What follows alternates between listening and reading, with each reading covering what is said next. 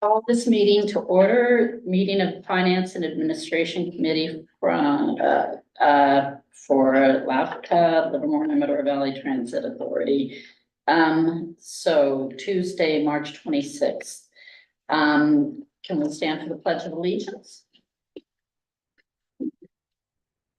I pledge allegiance to the flag of the United States of America and to the republic for which it stands, one nation, under God, indivisible, with liberty and justice for all. Thank you. Okay, let's see, can we get a roll call? Yes, Dr. Hernandez, Present. Vice Chair Kick, Here. and Chair Testa. Here. We have a quorum. Okay, great. Let's see, meeting open to the public. Do we have any public that would like to speak? I guess that's a no. No, we Okay. cannot. Then we'll move on. And we to- didn't get anything via email. Okay, great. Then we'll move on to item 4, minutes. And before we make a motion, I would like to just ask that we add to the minutes just a comment on item 6.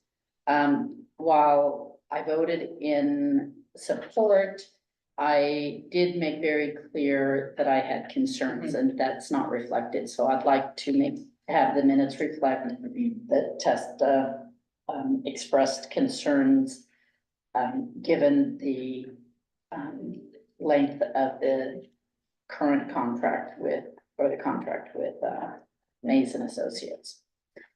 So given that, can I get a motion to approve the minutes? I'll go ahead and move I've moved to, motion to move the minutes. I second. With that amendment, thank you. Okay.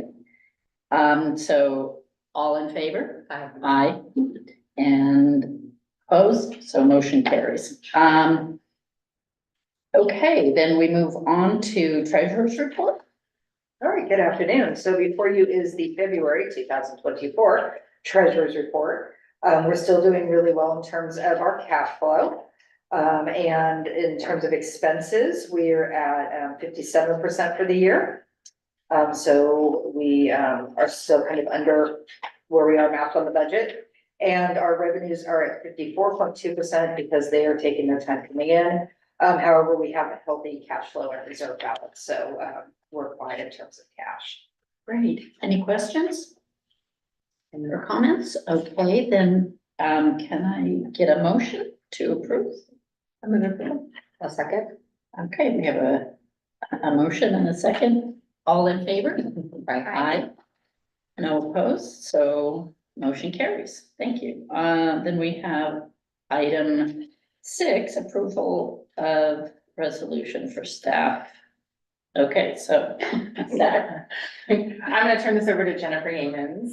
This is gonna be the Jennifer show for the rest of the meeting here today. Okay. Sorry, this is TASTA RM2 and RM3. And Jennifer's Yeah, going to do tomorrow's it. the opening. Oh, sorry, my apologies. No worries. So we are in budget season. Staff has been working diligently on the budget, and in order to complete said budget, we have to put in a claim for our TDA, STA, RM2, and RM3 funds. In order to do that, we have to show that we got board approval to do that, that we're not just asking for money. These funds will make up roughly 60 to 70% of our operating budget, and a good chunk of our capital budget as well. These all come from MTC, and they basically tell us how much we're getting every year. The county determines how much they're expecting us to get in TDA. The state figures out how much we should be getting in STA. And then RM2 and RM2 is by legislation. RM2 are bridge toll funds. And then new this year, we have RM3 funds, which are also bridge toll funds. And we will be getting about 900,000 for this next fiscal year from that funding source. So. Okay, great. So do we have any questions? Any comments? No. Okay, then can I get a motion to? I move approval. All right, motion and seconded, and all in favor? Aye. Aye. No opposed, so motion carries. And we'll move on to item 7. Now, Jeff. Now it's done. Yeah. There we go. Well, and thank you, Tamara, because that was a very helpful introduction, because this item and the following item are sort of the same introductory material, because these are needed for us to advance our capital budget for next year. Both of these resolutions are requirements for us to basically request funding that's already out there with our name and our project on it. We just have to have board approval to say, yes, this is what we're requesting these funds for. So I'll just preface both this item and the next with that. So this item is the FY 24 Low Carbon Transit Operations Program. For this program, this is an annual allocation that we request every year for different, there's different kinds of projects that are eligible, but they have to show a demonstrated reduction in greenhouse gas emissions associated with their fund source. So, and generally they're available for operations projects that expand service, which I don't think is currently part of the budget we're having development with Wheels and Motions just having taken place, but also capital improvements related to zero emission bus infrastructure. And so the recommendation for this year's allocation is to begin basically rolling over accruing funds toward the construction of the Atlantis facility. I think the committee is aware of the need for the Atlantis facility construction in support of our zero emission fleet transition. So this resolution before you today just enables us to request this from Caltrans. The funding plan shown on page 2 of the staff report kind of shows how this line item, which is the $669,768, fits into the overall funding plan. So we still have a few more years to go of accruing the funds we'll need to get the project fully funded, but these funds will help. And after 4 years, we estimate we'll have accrued a little over $2 million for the project. So with that, staff is recommending the committee approve resolution 09/2024 and forward it to the board for approval so that we can request these funds from Caltrans. And I'd be happy to answer your questions about the low carbon transit operations program. Okay, fantastic. So any questions or comments? I have no questions. Okay, then can we get a motion on the approval? A second? All right, motion first and second, and all in favor? Aye. Aye. And no opposed, so the motion carries. We'll move on to item 7, Jennifer. Thank you. Similar to the last. I'm sorry, item 8, go ahead. Similar to the last item, this is another resolution that our board is required to approve to enable us to request funds that are already kind of I don't want to say reserved for this purpose, but are currently set aside for LAVTA's use in the Regional Measure 2 Capital Program to upgrade our current transit signal priority system to a cloud-based system. So that's an upgrade from the current system that is based on GPS technology. Christy presented to the Projects and Services Committee about the project last fall and got the concurrence to deallocate funds that have previously been allocated for the SAV project, phase 2 deployment. That project would have had us acquiring shared autonomous vehicles that weren't able to get out of the market. And so we really weren't able to carry that project forward. The funder, the Metropolitan Transportation Commission, asked us to find another eligible project that can actually utilize these funds because they're just not available forever and they want them to be used. So we presented them with this transit signal priority project as an alternative, and they said, this looks great. And it would be an eligible use of the funds. And so this resolution will enable us to request the initial allocation for the design work associated with standing up the project that would probably appear in the FY 25 capital budget that will come before you. So once this resolution is submitted to MTC and we receive the allocation, we'll be able to start up the project. Does this go to Alameda CTC? I would be happy to get into how circuitous the process is for obtaining these funds. It's set forth in the staff report at length if you are interested in, but yes, it will require concurrence from the Alameda County Transportation Commission, who is the official project sponsor under the RM2 legislation. But we've been in communication with the staff there and they're fully supportive of this project. They also were fully supportive of our past work on the SAV project. So they're ready to support this project as well. I can press forward. Okay, well, it's good to hear that staff is supportive because reading it, I wasn't here for the discussions about the autonomous vehicles and it was, I've heard a little bit over the last year about that didn't work out, but, I'm glad that this is a smooth, transition for the funding and the source is comfortable with it. So any other questions or comments? Okay, then can I get a motion? A second. All right, first and second, all in favor? Aye. Aye, and no opposed. Great, then we move on to item 9. Thank you, Jennifer, for all that. I'll kick this one off. This is probably the shortest staff report I've ever written. It just says we will provide you an update during the meeting. This is really, we have 2 objectives with this update. One, to update the committee on our efforts to secure lobbyist services for LAVTA, and also to give you an update, a brief update on some legislation that was just introduced last Monday, SB 1031. So I will turn it over to Jennifer to give a quick update on our process for procuring a lobbyist. Yeah, so this effort to procure lobbying services, given the state of things out there, both, and, the scope of our needs, we discussed with this committee in January when we adopted a legislative program that outside help for both state and federal advocacy would be really helpful given both our agency's own priorities, such as the Atlantis facility. You're And saying state and federal, because sometimes I have so much in my mind, and I'm like, wait, did we say state and federal? Yeah, yes, I'm yeah, so glad you yes. said that. yeah. We are definitely passing the hat around anybody and everybody, state and federal, and anybody else, especially when it comes to trying to secure funding for the Atlantis facility.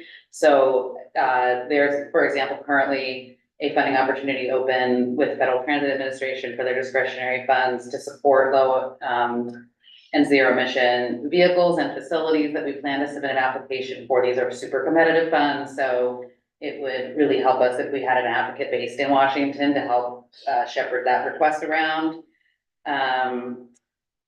If you don't already know, actually, just this past, couple weeks ago, we got our community project funding request completed for the FY 24 federal budget for the expanded fueling infrastructure at Atlantis. It's our So earmark for $3 million. that's what we Yay. call it. But they're community Congratulations. Community project funding requests, sometimes referred to as congressionally directed spending. Yeah, We don't call them earmarks anymore, apparently. that was just on you, right? And Oh, both, oh, Eric. both of them. Which is So wonderful. yes, it really helped with that. So we're excited about all that. And there's still more to do in DC. Yeah, so like, once you get the approval, then do you have to go and do like the core boards and sit down and they kind of explain to you how you're actually gonna get that money? Yeah, I think when we've gotten earmarks in the past, back when that was a thing before, basically, I think you hear from, Department of Transportation or whichever the federal agency is that is getting the funds from the legislation. So in our case, it'd be the Department of Transportation. Probably somebody will designate somebody at FTA to reach out to us, but it will become the color of money that we're used to handling. Through, so back in DC, they just put something in the right drawer and send it on through. That's actually explains it all. So we are expecting to hear from them soon, Oh. or soon, like when, Yeah. I'm just wondering, like, it's gonna be like a long process.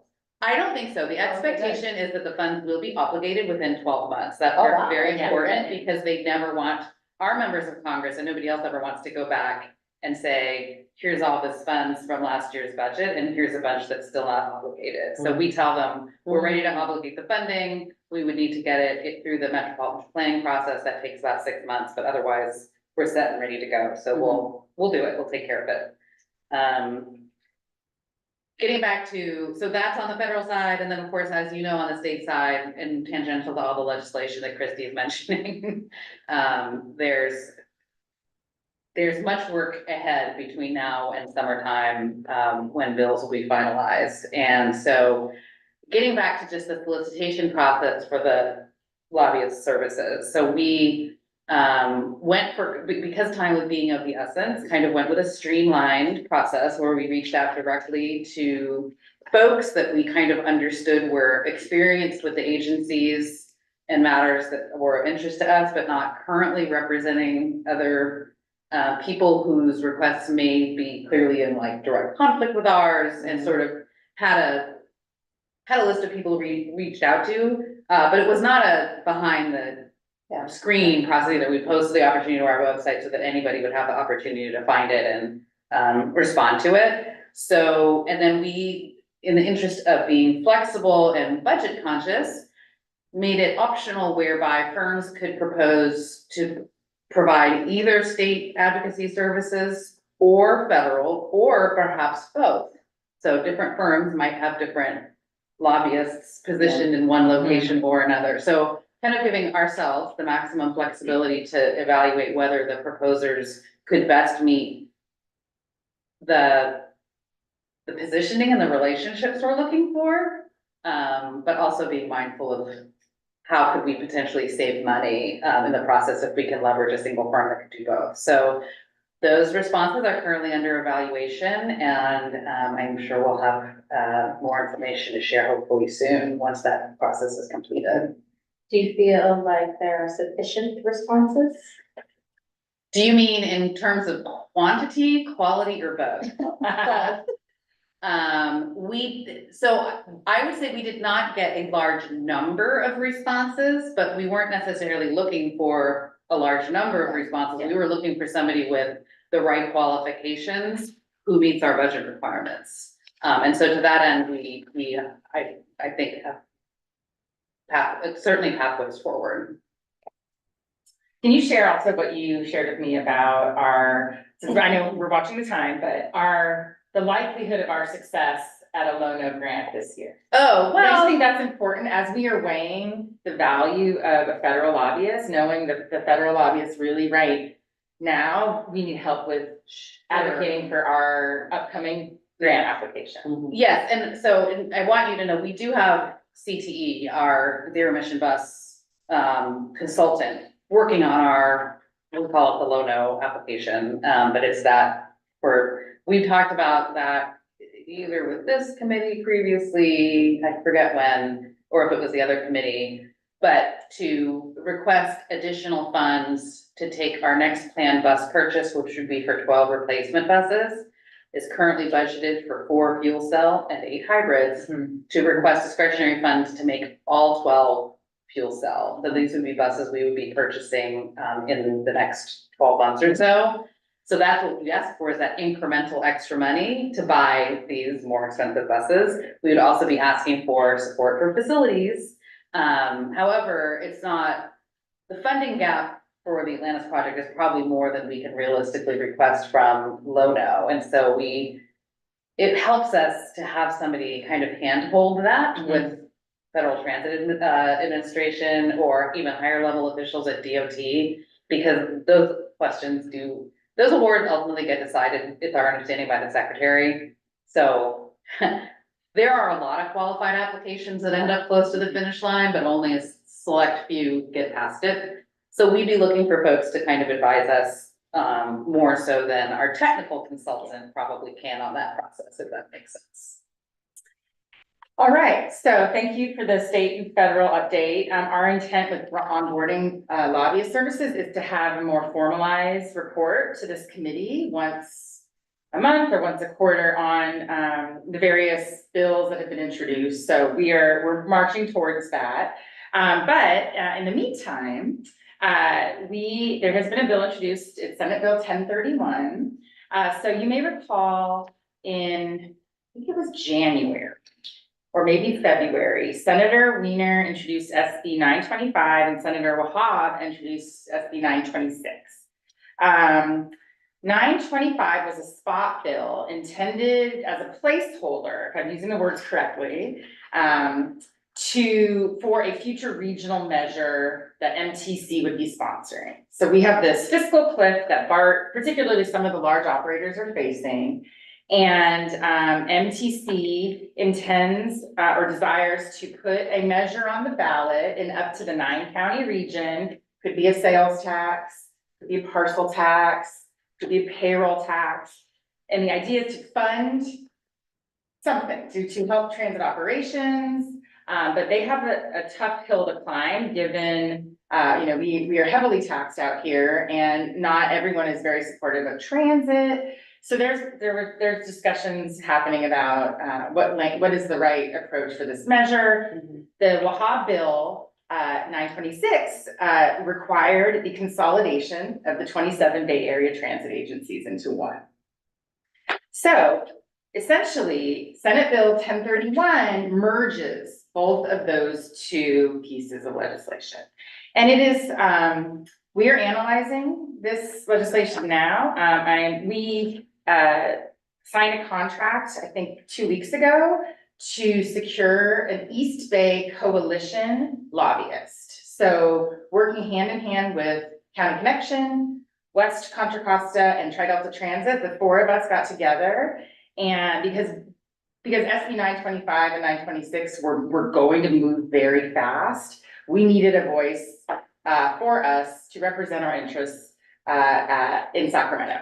So we were able to secure a contract with a pretty great team.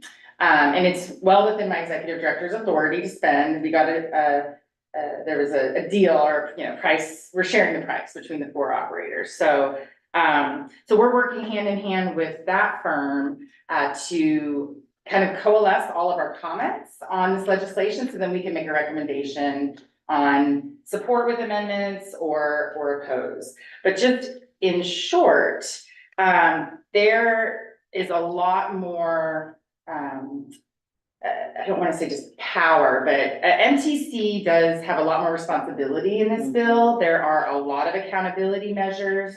It requires an academic institution to study the benefits of consolidation, and it's very prescriptive as to how that academic institution should approach that work. Then it requires LAVTA to come up with a plan to consolidate.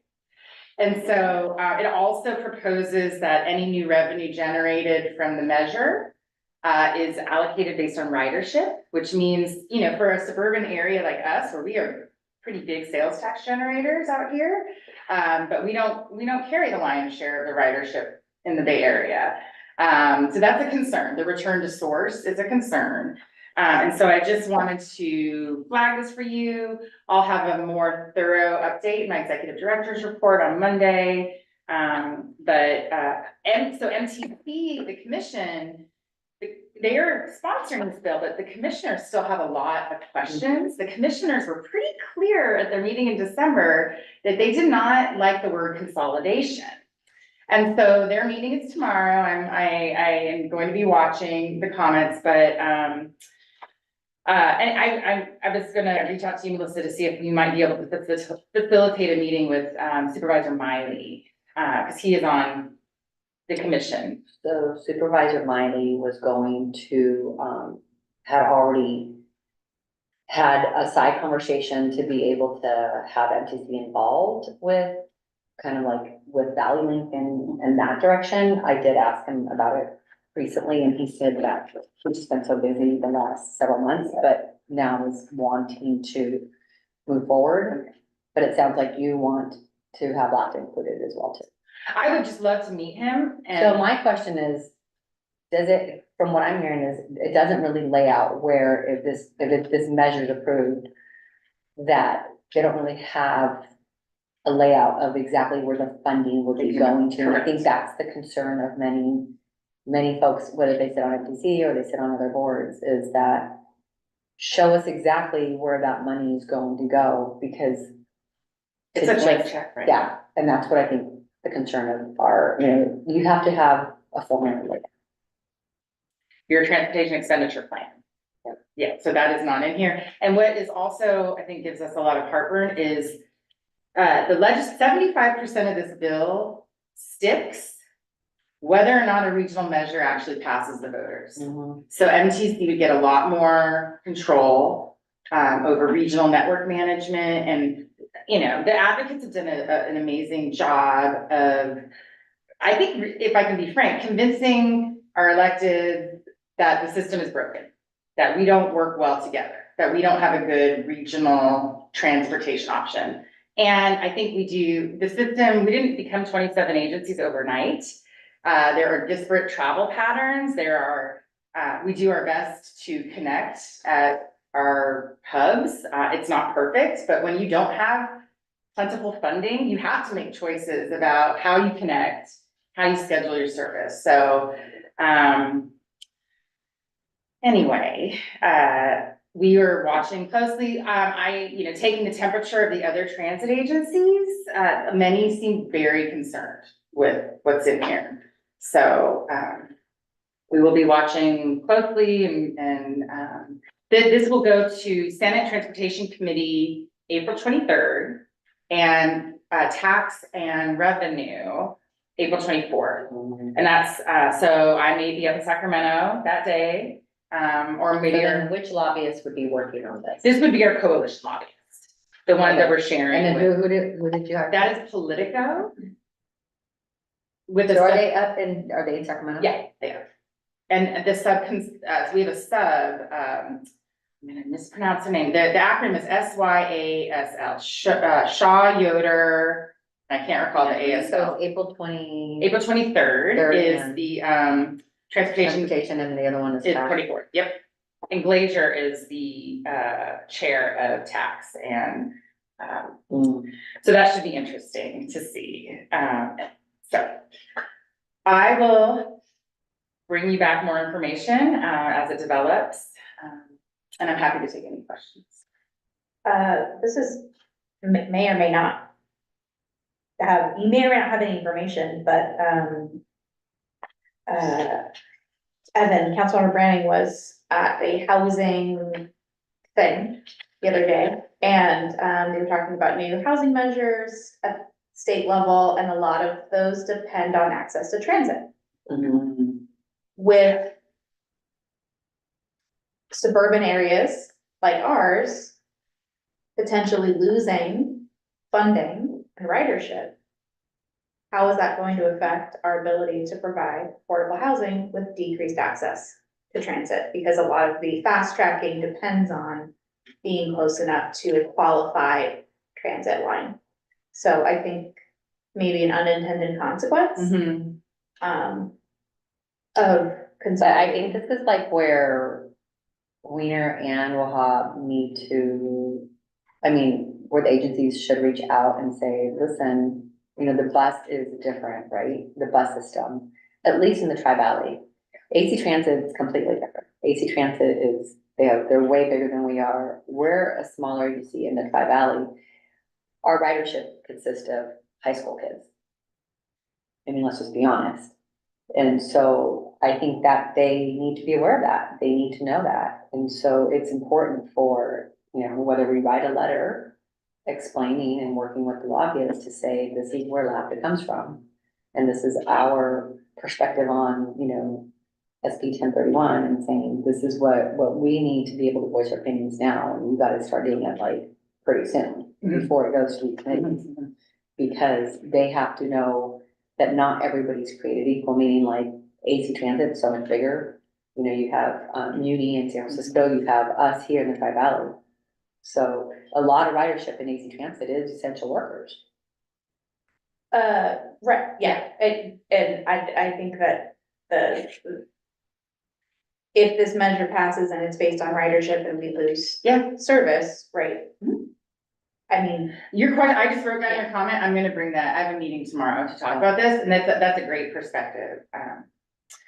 And I'll just share, we're unsure about how labor feels about this, because if this passes and there's some new money and you're consolidating all the agencies into one, the cost of service probably will go to the highest, the highest cost per hour, the agency with the highest cost per hour, right? San Francisco and AC Transit costs $100 more an hour than us. And that's based on fiscal 22 data. So without new money, with higher costs, then service degrades. And so I think that's a real concern as well. So we'll be reaching out to our friends in labor as appropriate to understand their position on this bill. So, any questions? It's a lot. I'm So much, I'm not quite, that so much unknown with it, obviously, and it is just, kind of a big step into a dark room, it feels. What did you say? It's a blank check with no, you had a great, I can't, yeah, it is, it's, You have to have a plan of where the money's gonna go. This isn't the first attempt at No. consolidation. No. However, This has been talked about many, many yeah, years. and studied. Does this, Yeah, it was studied. does this feel farther along than those other tries? I think this is the first time it's been introduced like this at the state level. Okay. I think we studied it, there's an effort in in the North Bay operators to look, because like Petaluma and Santa Rosa, they all have their own systems, and you have your Sonoma County, and your Golden Gate, and Marin Transit, and we don't, if we had, you know, Dublin had their own system, and Pleasanton and Livermore might be a little different, but, anywho, the results of that effort are still underway. They haven't implemented anything, so, and I agree, the travel patterns in the Tri-Valley are unique to the Tri-Valley. We don't, I think a lot of people stay within our service area. I think we also have a lot of people teleworking, which really does impact our ability to get commuters on buses. There's only so much we really can do to get people out of cars. And so it's frustrating, I think, because we're told more ridership, and it's just buses are trapped in traffic, and the cost of providing the same service when your buses operate at a slower speed just goes up, and that just degrades your service, so. Anyway, keeps life interesting, I'll say that.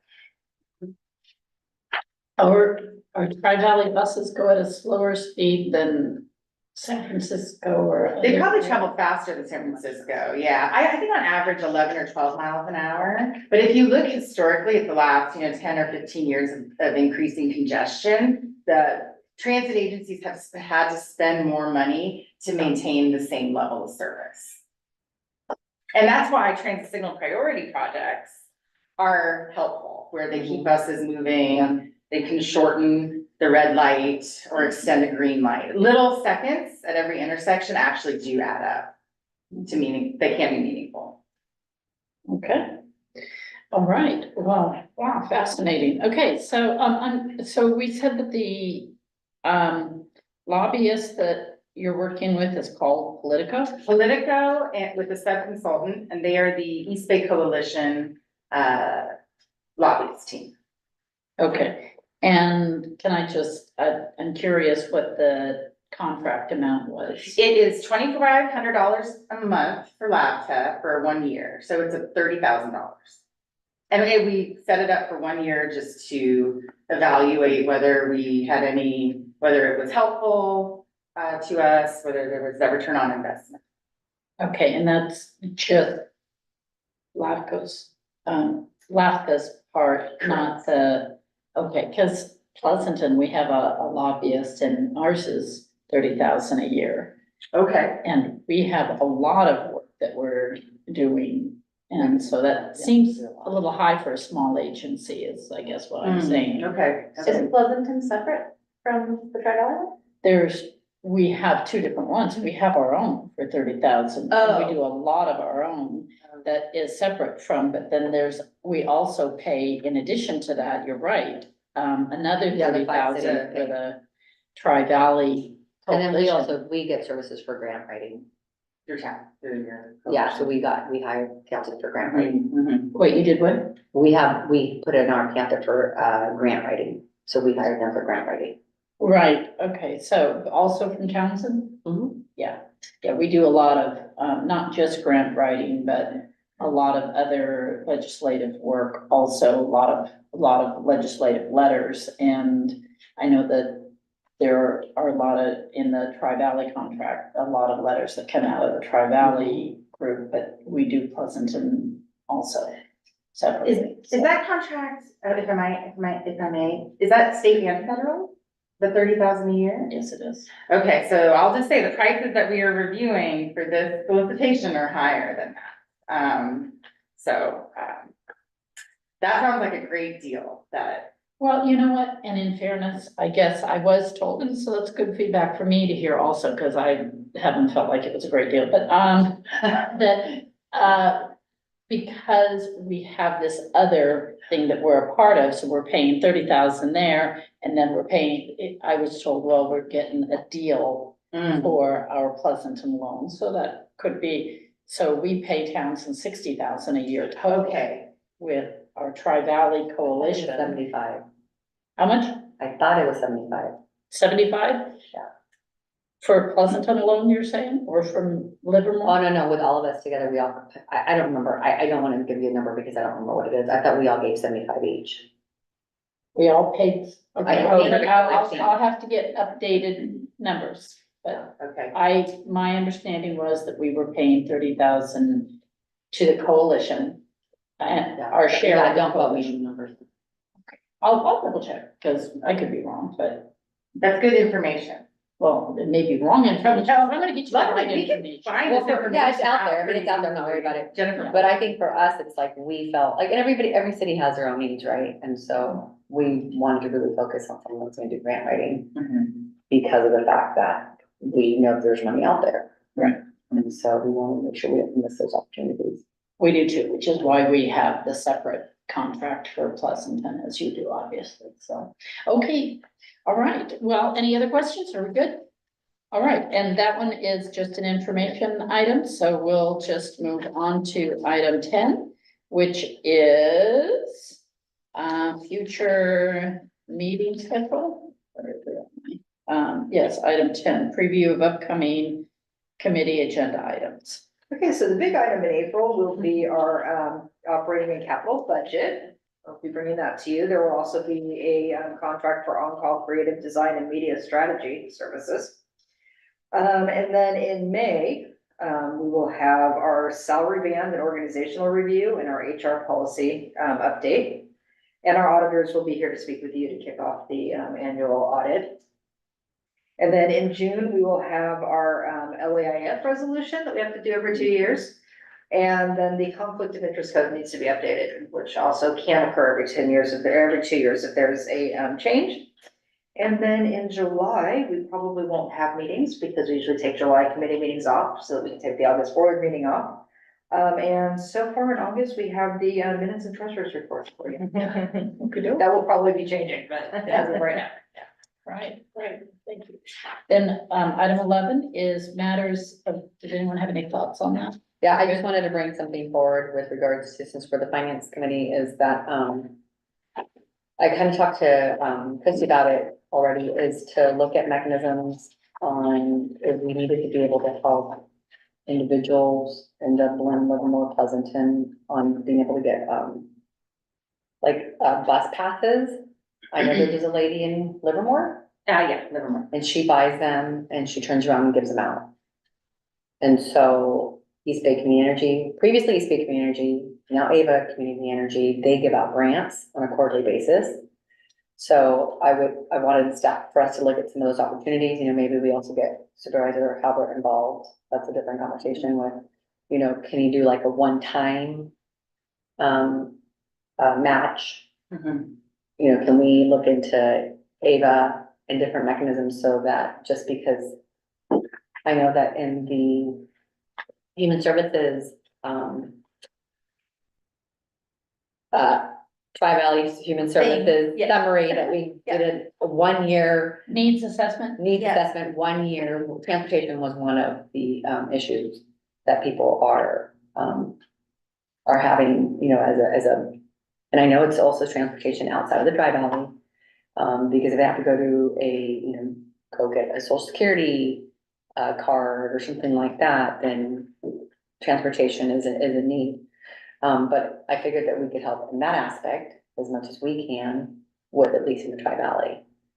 To be able to see if we can get funding from other mechanisms, other ways, so that we could turn around and be able to give those nonprofits the vouchers. I agree, and the positive note is I got some thumbs up, yay, 20 minutes on the weekend, so good things. And it's like, oh, look, I saw lots of people on it on a weekend, so that That's good. That's, We haven't had any complaints about the new bus stops in South Livermore, so. that's great. Yeah, so it's not all bad. No, it's good. Little by little, baby steps. We hope to have some ridership data for you on Monday. Okay.